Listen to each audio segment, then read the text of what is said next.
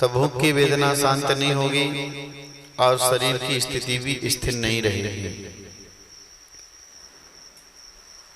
10 प्राण से जीव जीता है, व्यवहार से 10 प्राण जीव के होते हैं। तिक्काले चुदपाणा इंद्रिय बलमाउण पाणुआ बभारो सो जीवो लक्षण है दु चेतना जस्से। इंद्रिय आयु स्वाक्षुसास और बल, यह 4 प्राण है और इन्हीं के जब भेद करते हैं तो 10 हो जाते हैं। 5 इंद्रिया, 3 बल, आयु स्वाक्षुसास। इनमें से किसी एक का भी कोई कारण उपस्थित हो जाता है अभाव का, तो पर्याय परिवर्तन इस जीव का हो जाता है। आयु यदि खत्म हो जाए, शरीर तो हटता कटता है, पर आयु पूरी हो जाए तो आदमी जीवित रह सकता है। आयु है पर शरीर जीर्ण शीर्ण हो जाए, यह बल जीर्ण शीर्ण हो जाए, हमारे काय बल जीर्ण शीर्ण हो जाए, इसको भोजन पानी आदि नहीं दे तो दिन पर दिन यही साथ छोड़ देगा। कभी किसी का ऑक्सीजन लेवल वह रुक जाए, उसके लिए सांस नहीं लेने की जगह मिले। कई लोग सुनने में आया होगा इस महामारी कोरोना काल में किसी को ऑक्सीजन नहीं मिला, किसी को ऑक्सीजन मिला तो वह काम नहीं किया, समय पर नहीं मिला, ऑक्सीजन लेवल उसका कम होता गया और 95 और 96 से 40, 35, 45, 50 इतना नीचे गिर गया और बेचारा मर गया। सांस के अभाव में एक हमारा एक प्राण है, एक मूल से हमारे 4 प्राण हैं। एक है हमारी इंद्रियां, एक है हमारा मन, वचन और काय बल, और एक है स्वाक्षुसास और एक है आयु। ये 4 हैं। इन चारों के में से किसी का एक का अभाव होने से इसे जीव की मृत्यु हो जाती है। जीव तो कभी मरता नहीं है, पर व्यवहार से तो यही कहा जाता है कि जीव मर गया। आत्मा तो अजर अमर है। आत्मा जो है वह तो अजर अमर है, परंतु व्यवहार से कहा जाता है कि यह जीव मरता है। तो 10 प्राण जो है वह 10 प्राणों में से किसी का अभाव होता है तो जीव का मरण हो जाता है। और एक और प्राण है जिसको अपन कहते हैं भोजन पानी। यदि भोजन पानी का अभाव होगा तो हमारा बल कमजोर होगा। वह 11वां हमारा प्राण है। और नरवाली वालों के पास में एक और प्राण है। शास्त्र में तो 10 बताए, 11 अपन ने काउंट कर लिए, और एक और प्राण है जिसके बिना नहीं रह सकते हैं। क्या है वो? है? अच्छा, देव साहब, बाकी के गांव वालों के पास नहीं है। फिर एक और प्राण है जिसके अभाव में हम जी नहीं सकते हैं। क्या है वो? धन। समझे क्या? 12वां प्राण जो है वह धन है। भोजन के साथ में धन भी चाहिए। यदि धन नहीं होगा व्यक्ति के पास में तो वह टेंशन में आ जाएगा, वह चिंताओं में आ जाएगा, वह परेशानियों में आ जाएगा, वह समस्याओं में आ जाएगा, और इतना वह विकल्प करेगा कि कहीं पर भी उसका मन नहीं लगेगा। जब दुकान नहीं चलती है तो कहीं पर मन नहीं लगता है। कई लोगों के जीवन की ऐसी स्थिति, और धन के बिना तो जीवन चलना ही बड़ा मुश्किल है किसी का। हम लोग जैसे कोई साधु बन जाए तो ठीक है, पुण्य के योग से व्यवस्था बनाने वाले मिल जाते हैं, ना बनाना है ना कमाना है, बना बनाया आराम से मिल जाता है। पर आपको कौन देगा? आपको तो जब सामान खरीदेंगे, जब किराना सामान लेने जाएंगे, दुकान वाले को पैसे देंगे, तब वह आपको देगा। इसलिए धन प्राण है। अच्छा, आप अपने जीवन में से धन अलग कर दो, फिर कितने दिन तक जीवित रहोगे? दुकान बंद करके घर पर बैठ जाओ, कमाई बंद कर दो। और नरवाली की तो विशेषता ये है, अब इसी गांव की नहीं है तो सब गांव की और सब जीवों की विशेषता है। पैसे की तो चिंता है, परिवार की तो चिंता है, दुकान मकान की तो चिंता है, पर स्वयं की चिंता नहीं है। 70-70, 80-80 साल तक की भी उम्र हो गई है, तब भी उनके पास में हिसाब किताब की सेठजी बन करके पूरे बही खाते, पूरे हिसाब किताब के रजिस्टर इनके पास में। कंप्यूटर का जमाना आ गया सो आ गया, हम तो वही लिखेंगे हमारी जो परंपरा चली आ रही है। परंपरा, रीति रिवाज, वह जमाना गया कि जो लिखते थे लोग, आज तो डायरेक्ट सीधे पैसे भी ऑनलाइन चले जाते हैं, मोबाइल से पैसे चले जाते हैं, डाल दो उसमें और उसके पैसे गूगल पे जाने दो, उससे भी पैसा चला जाता है। आजकल का जमाना बदल गया है, फास्ट आया है। 70, 75, 80 साल की उम्र हो गई है, फिर भी अभी रजिस्टर पर पूरा ध्यान उनका है। 2-3 दिन पहले देखा था ना, रात में सेठ जी पूरा रजिस्टर लेकर के किसके कितने बाकी है, पूरा वह मुनीम था, नाटक में देखा था, पूरा हिसाब किताब उसके पास में था, पूरा लिखा हुआ था। ऐसे ही हिसाब किताब हमारे पास में भी लिखा हुआ है। दूसरों का हिसाब लिखा तो बस क्या मिला?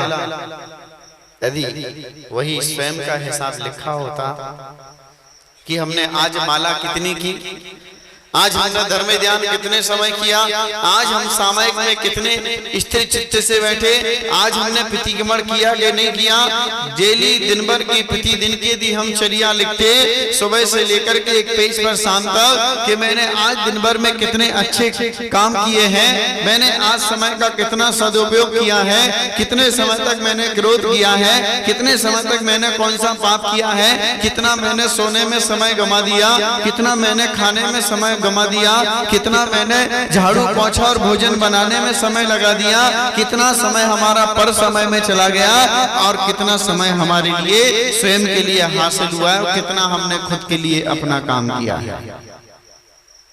अपने आत्म कल्याण में, अपनी आत्मा को सुखी बनाने में हमने कितना समय लगाया है।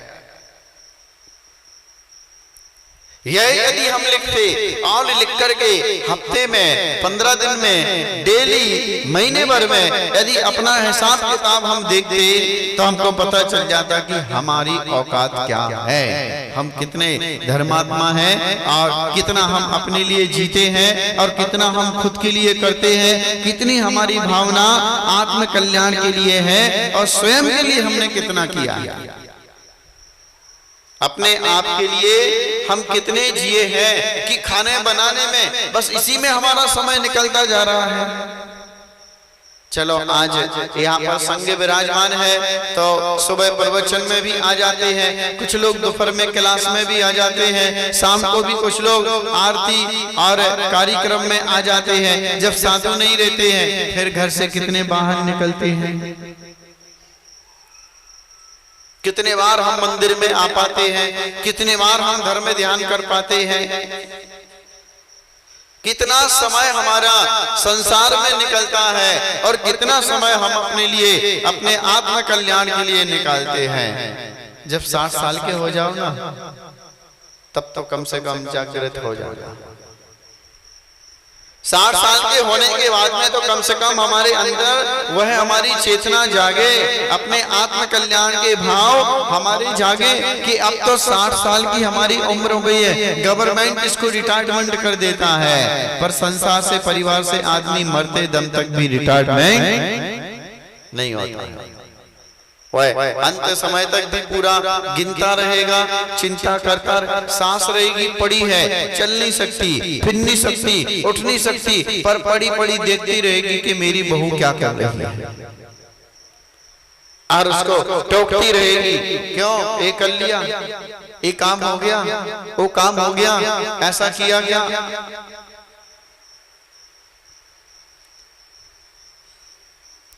आदत हुआ करती है, ये जीव के अनादिकाल के संस्कार है। शरीर में कोई ना कोई तो एक्टिविटी चाहिए, शरीर ऐसा स्थिर नहीं रह सकता है।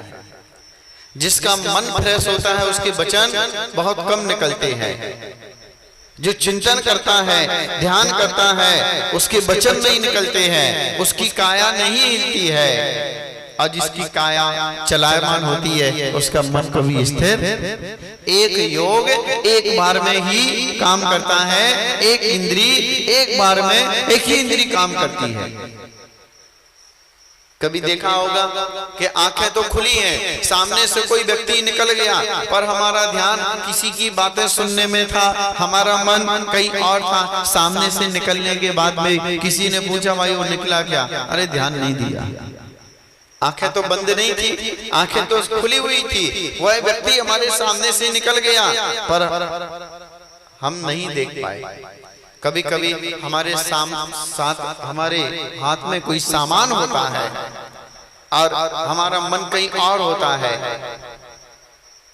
और हमारे हाथ का सामान हम कहीं रख देते हैं, और ऐसे लगता है कि पता नहीं कहाँ रख दिया, कहाँ छूट गया।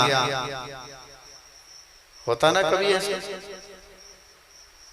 हम स्वयं उस सामान को रखते हैं पर एकदम से भूल जाते हैं, कहाँ रख दिया पता नहीं, खबर नहीं लग रही, कहाँ रख दिया,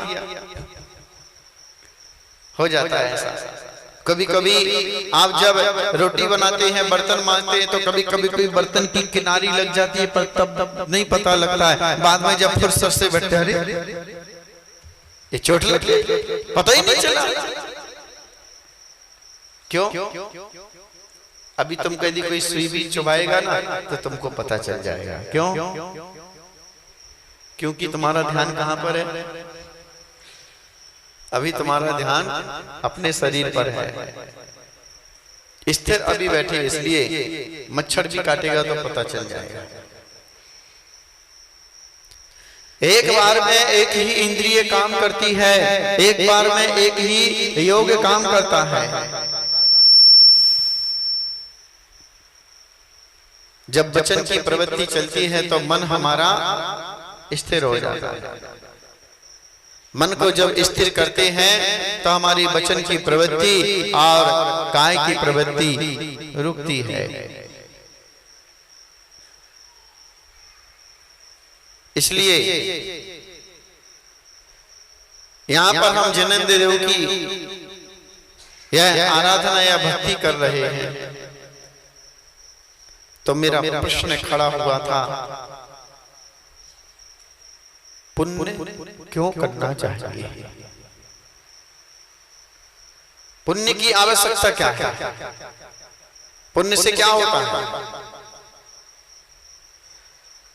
पुण्य पाप फल माई हरख बिलखो मद भाई, यह पुद्गल पर जाए विनस उपजे फिर थाई। है तो दोनों पुद्गल की पर्याय। समय सार में आचार्य कुंद देव ने आश्रव अधिकार में पुण्य और पाप की चर्चा की है। पुण्य और पाप, सबसे पहले तो हमारे लिए पुण्य का लक्षण क्या होता है, ये पुण्य होता क्या है, यह समझना चाहिए, फिर उसके अपन फल को समझेंगे। पुण्य किसे कहते हैं? जो आत्मा को पवित्र करे। एक वाक्य की परिभाषा, जो आत्मा को पवित्र करे, जो आत्मा को शुद्ध करे, जो आत्मा को निर्मल करे, उसे पुण्य कहते हैं, वह पुण्य होता है। और जो आत्मा को मलिन करे, गंदा करे, वह पाप होता है। जब हम पुण्य कर रहे हैं तो उस समय हमारे अनुभव में आना चाहिए पुण्य करते समय, इसलिए कहा है कि मन हमारा बड़ा आनंदित हो, मन हमारा प्रसन्न हो। प्रसन्नता से हम जो पुण्य करेंगे वह पुण्य का हमारे लिए फल भी मिलेगा और वह पुण्य भी संचय होगा।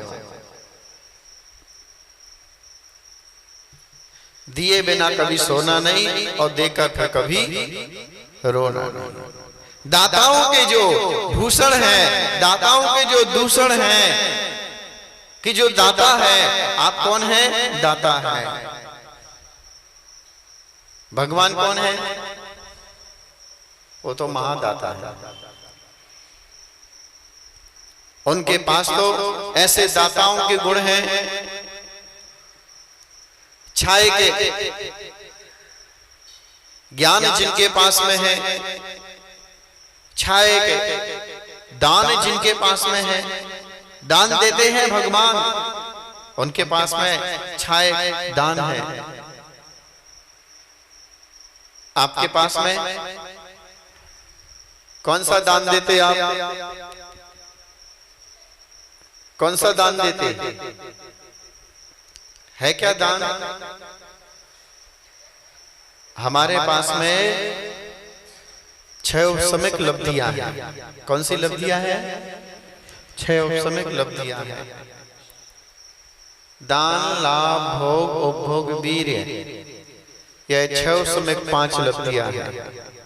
और हमारे जो अनंत भगवान, तीर्थंकर, केवली भगवान होते हैं, ऐसे उनके पास में 9 लब्धियां होती हैं। 9 लब्धि दयाल, 9 लब्धि केवल दयाल। 9 लब्धियों के जो स्वामी हैं, 9 लब्धि जिनके पास में है। हम दाता हैं तो दाताओं के जो भूषण होते हैं वह भूषण भी हमारे लिए समझना चाहिए। समय पर दान देना, दान दे करके प्रसन्नता मनाना, लोभ नहीं होना, दान दे करके पछताना नहीं, दाता में प्रसन्न रहना, मतलब प्रसन्नता और आनंद का अनुभव करते हुए दान दिया जाता है। भगवान की पूजा, इसलिए तो श्रावक का कर्तव्य बताया है कि घर से प्रतिदिन वह अष्ट द्रव्य का सामान लेकर के जाए और बड़े आनंद और भक्ति पूर्वक प्रभु के चरणों में वह समर्पित करे। ऐसी वह पूजा करे, ऐसी वह भक्ति करे कि उसका दान कर्तव्य भी हो जाए। एक मुट्ठी चावल में नहीं तो कई लोगों की पूजा हो जाती है, एक मुट्ठी चावल में पूरी पूजा हो गई। क्या दान दिया है? एक डिब्बी भर ले गए, मंदिर में गए, थोड़ा सा मंदिर का ही पानी डाला, इधर उधर हिलाया, निचोड़ दिया और थाली में रख लिया, मंदिर का ही चंदन ले लिया, मंदिर का ही पानी ले लिया और हमारी पूजा हो गई। क्या चढ़ाया? दान हुआ? जब तुम कम से कम आधा किलो आप जब चावल चढ़ाओगे तब जाकर के हमारे अंदर फीलिंग होगी कि हमने अपने द्रव्य से पूजा की है। ऐसे एक डिब्बी में थोड़ी सी छोटी डिब्बी होगी और उससे क्या फीलिंग होने वाली है, कहाँ प्रसन्नता आने वाली है, कहाँ वह दाता का गुण उसके अंदर प्रकट होने वाला है। प्रतिदिन एक श्रीफल, कोई फल आदि जब चढ़ाए तब जाकर के फीलिंग होती है कि हमने पूजा की है, कि हमने दान दिया है। ऐसे रोकी सोकी और मुट्ठी भर में यदि काम करेंगे तो फल भी मुट्ठी भर ही मिलने वाला है। तो पुण्य जो आत्मा को पवित्र करे। अब इससे अगला प्रश्न है कि पुण्य क्यों करना चाहिए? पुण्य क्यों करना चाहिए? सबके अलग अलग आंसर आ सकते हैं। पुण्य इसलिए करना चाहिए कि पुण्य करेंगे तो आगे की हमारी गति सुधर जाएगी, पुण्य करेंगे तो आगे का हमारा फ्यूचर अच्छा बनेगा, पुण्य करेंगे तो हमारी दुकानदारी अच्छी चलेगी, पुण्य करेंगे तो घर परिवार अच्छा चलेगा, पुण्य करेंगे तो हमारी आत्मा का कल्याण होगा, पुण्य करेंगे तो हमारा भला अच्छा होगा। और श्रावक कुल में जन्म हुआ है तो पुण्य तो हमारे लिए करना ही चाहिए। परंतु आचार्य कुंद देव कहते हैं कि यह सब ठीक है, पर पुण्य क्यों किया जाता है? तो उसके लिए आचार्य प्रवचन सार में एक गाथा लिखते हैं। पुण्य फला हरिहंता तैसे क्रिया पुरोहि ओदयो मोहादि विरहिदा तमसा खायति मदा। पुण्य का फल प्राप्त हो ऐसा पुण्य करना चाहिए। अब पुण्य का फल क्या है? पुण्य फला अर्हंता, पुण्य का फल अर्हंत पदवी प्राप्त होना कहा है कि पुण्य के फल से अरहत पद की प्राप्ति हो, तीर्थंकर पद की प्राप्ति हो। पुण्य का फल है अरहत पद।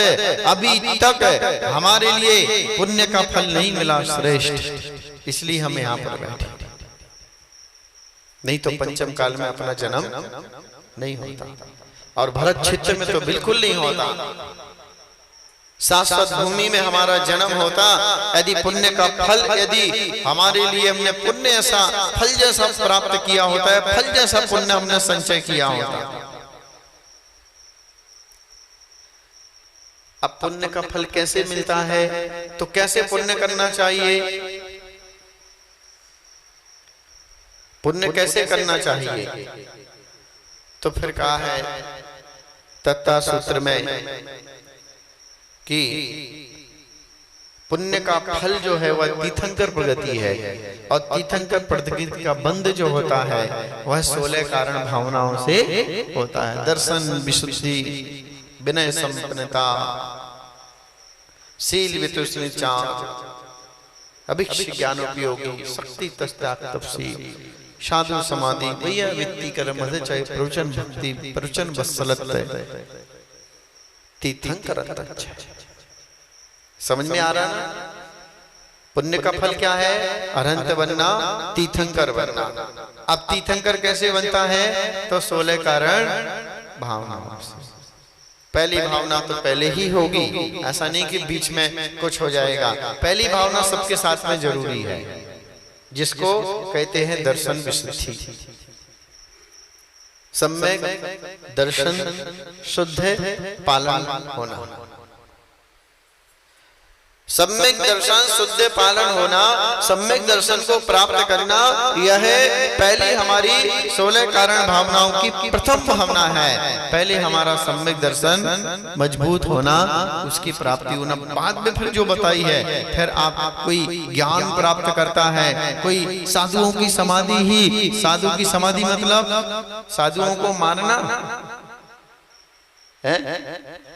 साधु समाधि मतलब साधुओं की सेवा करना, साधुओं की सेवा करना, ज्ञान प्राप्त करना, व्रतों का अतिचार रहित पालन करना, शील वित्ते सुनिचार, शील का व्रतों का अतिचार से रहित पालन करना, भैया वित्ती करना, मर्यादा, प्रवचन, भक्ति, अरहंतों की, श्रुतवानों की, आचार्यों की, मर्यादाचार्य, इनकी भक्ति करना, यह सब हमारे लिए तीर्थंकर बंद के कारण में है। इसलिए आचार्य कुन देव कह रहे हैं कि पुण्य फला अहंता, पुण्य का फल है अहंत। और वह उनका शरीर अवदेख होने के कारण से भी, अवदेख भाव होने पर भी उनका वह मोहादीन वैरया, उन्होंने मोहिनी कर्म का क्षय कर दिया है और मोहिनी कर्म के क्षय से वह छायक अवस्था को प्राप्त कर लिया है, जिनका ज्ञान छायक ज्ञान हो गया है। अब जो शाश्वत ज्ञान को प्राप्त कर लिया है, शुद्ध ज्ञान को प्राप्त कर लिया है मोह के क्षय होने से, इसलिए वह छायक की क्रिया ही उनकी कही जाती है। हम चलते हैं कुछ कारणों से, प्रभु चलते हैं निष्प्रयोजन, कोई उनका प्रयोजन नहीं है। अब तो वह जब तक उनका आयु कर्म है तो संसार में रुके हैं और अनंत बन गए, रिजर्वेशन उन्होंने मोक्ष का कर लिया है। अब निश्चित उनके लिए मोक्ष को प्राप्त करना है, आयु कर्म ने उनके लिए बांध करके रखा है। अब कोई रोग बीमारी भी नहीं होना है कि जो अकाल मरण हो जाए, भोजन की आवश्यकता नहीं है, रोग बीमारियां होना नहीं है, बुढ़ापा अनंत भगवान का आना नहीं है, 18 से रहित भगवान है। न भूख लगना, न प्यास लगना, न राग है, न देश है, न सुख है, न अर्थी है, न मोह है, न निद्रा है, न चिंता है, न स्वेद है। 18 दोष है ही नहीं है उनके पास में। इसलिए जब तक आयु कर्म है तब तक वह संसार में रहेंगे, और आयु कर्म को जब वह अंत समय आ जाएगा उस समय फिर उनको मोक्ष निश्चित प्राप्त हो जाएगा। पुण्य के फल को प्राप्त करने के लिए किया जाता है, और वह पुण्य 16 कारण भावनाओं के द्वारा। जिनेंद्र देव की पूजा करने से कौन सी भावना हमारी बढ़ती है? एक तो दर्शन विशुद्धि, हमारे परिणाम निर्मल होते हैं, हमारी आत्मा की विशुद्धि बढ़ती है। जिनेंद्र देव को देख करके, गुणी जनों को देख हृदय में मेरे प्रेम उमड़, सत्वेषु मित्तम गुणेषु प्रमोदम। हमारे भगवान अनंत गुणी हैं, हम तो कैसे निर्गुणी हैं, और हमारे भगवान कैसे हैं? अनंत गुणी है। एक गुण भी ज्यादा है तो वह भी हमसे गुणवान है, वह भी हमसे बड़ा है। मैं ऊपर बैठा हूँ, आप नीचे बैठे हैं, आप उम्र में बड़े हैं पर गुणों में बड़े नहीं हैं, इसलिए नीचे बैठे हो। मैं आपके बातों को ग्रहण नहीं करूंगा, पर आपको मेरी बातों को ग्रहण करना पड़ेगा। क्यों? क्योंकि गुणी हूं। सम्यक दर्शन ज्ञान और चारित्र यह गुण है। फिर उसमें और भी विशेषताएं हो सकती हैं। कोई ज्ञान में बड़ा होता है, फिर कोई तपस्या में बड़ा होता है, कोई शक्ति में बड़ा होता है, कोई बुद्धि में बड़ा होता है। यह सबकी फिर अपनी अपनी अलग अलग विशेषताएं होती हैं। जो बड़ा होता है उसको हमेशा उच्चासन दिया जाता है। क्यों? क्योंकि लघुता से प्रभुता मिले, प्रभुता से प्रभु राम। नीचे से लघुता रहेगी और उस लघुता से हमको प्रभुता मिलेगी, प्रभुता से प्रभु राम, फिर हम भी भगवान बन जाएंगे। इसलिए यह जिनेंद्र देव की आराधना हमारे सम्यक दर्शन की वृद्धि करे और हमारे गुणों की वृद्धि करे। इस प्रकार से समय सीमा बढ़ती चली जा रही है, इसके आगे अपन और कल समझेंगे। ओम नमः सिद्धिभ्या। भगवान महावीर स्वामी की परम